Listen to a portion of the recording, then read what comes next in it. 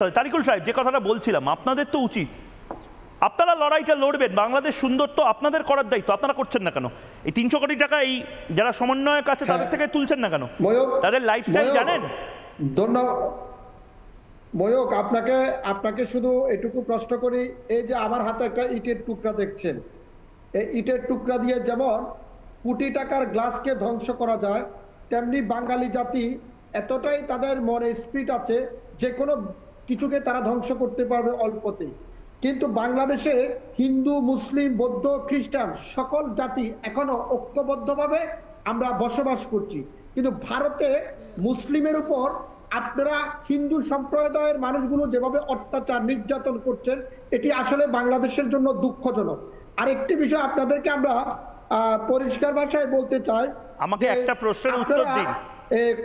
আমি আপনাকে ডকুমেন্ট সহ দেখিয়েছি 300 কোটি টাকা গণভবন এবং জাতীয় সংসদ ভবন মেরামতির জন্য খরচা হবে।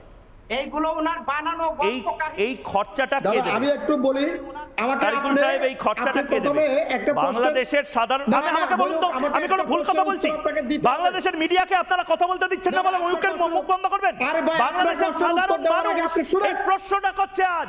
চুপ করেন আপনি, চুপ করেন আপনি। আমাকে প্রশ্নের উত্তর দিতে বলেন। আস্তে আস্তে আমাকে প্রশ্নের উত্তর করতে, আস্তে আস্তে আস্তে। আমরা যদি ফ্যান এই শীতে যদি ফ্যান ঘুরিয়ে দিই, বাংলাদেশ উড়িয়ে যাবে। ভারতের রাষ্ট্রপতি পয়সা দেবে কোথা থেকে? পয়সা দেবে কোথা থেকে? বাংলাদেশের রাষ্ট্রপতি, আরে বাবা, পয়সাটা দেবে কোথা থেকে? পয়সা নেব আমরা কোথা থেকে সেটা তো আমরা বুঝবো। আপনি ময়ূক বলার কে? আপনার কথা কেউ শোনে না। আমি লিস্ট ধরে ধরে আপনাদের বলে দিচ্ছি, এক্সপোজড হচ্ছেন আপনারা আজকে। আপনারা গোটা বাংলাদেশের সামনে এক্সপোজড হচ্ছেন। দেখুন, আপনাদের সমন্বয়করা দামি দামি গাড়ি চড়ছে, আপনাদের সমন্বয়করা, উপদেষ্টারা কত টাকার জামা কিনছে আপনাদের ধারণা আছে? ট্যাক্সের টাকায়। বলে নিন তারিকুল সাহেব, বলে নিন, 30 সেকেন্ড বলে নিন, আমাকে তারপরে শো শেষ করতে হবে। বলুন। আমি তার আগে আপনি আমার দুটো প্রশ্নের উত্তর দিন। আমার কাছে প্রশ্নের উত্তর দেওয়ার সময় নেই দাদা।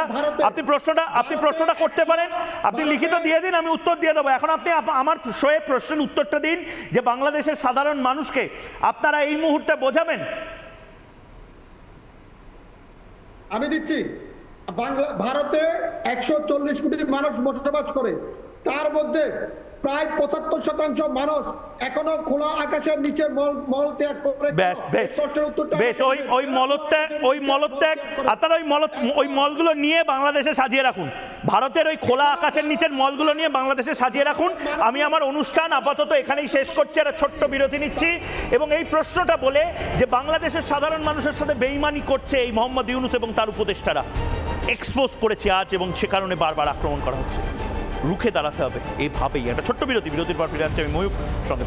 নানা ধরনের কন্টেন্ট দেখার জন্য লাইক করুন, শেয়ার করুন আমাদের ফেসবুক পেজ, সাবস্ক্রাইব করুন আমাদের ইউটিউব চ্যানেল। পাশাপাশি অন্যান্য ব্রেকিং নিউজের জন্য অবশ্যই চোখ রাখুন রিপাবলিক বাংলায়।